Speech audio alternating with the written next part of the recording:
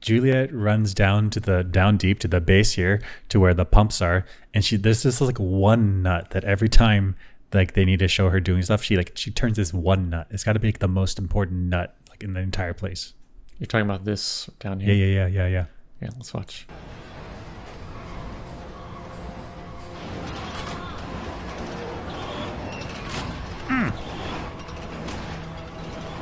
That's her!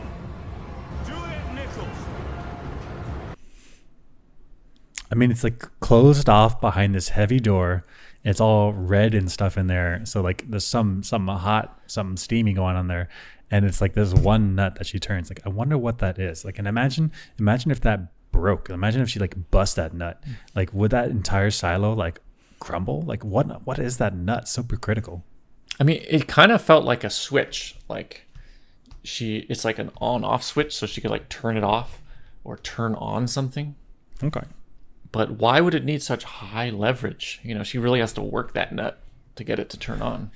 With like that huge wrench, you couldn't just be like with her hand. She had to get a tool to work it. She had to have like a device. I mean, we said maybe it's nuclear, you know? So, but maybe not. Why is it orange in there? It's like Why is it orange in there? Like a sauna. Would you be nuts if that actually was actually just a sauna? And it's like the most critical sauna nut in there. No, I mean, no way down could deep. be. Like, no, it's important. No, it's actually a sauna.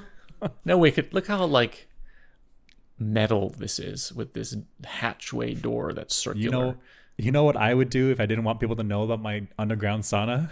I'd make it look like it was structurally like important, like mechanically important. Like, it's actually a sauna. And then the engineers in the old days converted this absurd sauna into some kind of power infrastructure. Oh, you know what? No. It makes more sense the other way. It was already a power structure, and they're like, hey, let's get a 2-for-1 out of this. Let's a little bit of water in there. It's hot already. We make it a steam room. We chill out here while we steam down here while everyone else is upstairs, like looking down on us. Yeah. Now that you say it, it's actually not ridiculous. If they're doing power generation in this down deep area and they need hot water to be supplied to the entire silo, well, they could do it through heat exchangers on the silo, and then you could make a makeshift sauna inside the power system that people could actually go into. That's super smart. BRB going to Hoover Dam gonna turn into a sauna. Well, I mean, with the Hoover Dam doesn't. It's by hydroelectric water turning turbines. I guess nothing really heats up. But if it was like coal fire or nuclear, there would be steam, which then you could feed into heat exchangers to heat up water that supplies the silo. I guess the steam is what you use to turn the turbines.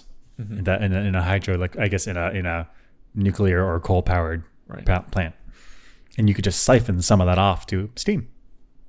Well, I think the steam in a coal-fired power plant that turns the turbines or in a nuclear power plant has to be a closed system because it's under extreme pressure.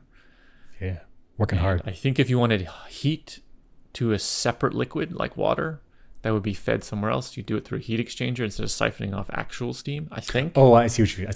Yeah, because the water that interacts with, let's say the nuclear fuel rods, you want that to be isolated because it does get irradiated. But you could put it through a tube that's connected to a wall that has another pipe, and then that pipe that can freely flow around with whatever water you need it to go. Yeah. And so you're saying that division that's a heat exchanger. Right. Exactly. Huh? Okay. Yeah. So it sounds like we've just confirmed that this is like a power plant plus steam room. Must be.